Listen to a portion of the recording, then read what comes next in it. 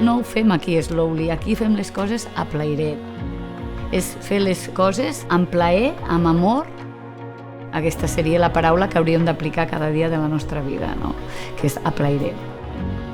Pues intentem al màxim que el nostre visitant pugui viure, no, les nostres tradicions a través de la gastronomia, de plats típics, no, que ja feien els nostres avis i que ens han transmet ja avis, a pares, pares a nets. Pues amb els formatges que quedaven secs a les cases o que no quedaven ben bé fets, els ratllaven amb una tupina i posaven aiguardent, oli i sortia aquest meravellós formatge de tupí. Actualment hi posem una mica de mel per suavitzar-lo una mica perquè els paladars d'avui en dia és massa fort. Total, m'agrada compartir la meva terra amb la gent, ja sigui de zones properes o llunyanes, no? M'agrada compartir tot allò que ens fa autèntics i diferents.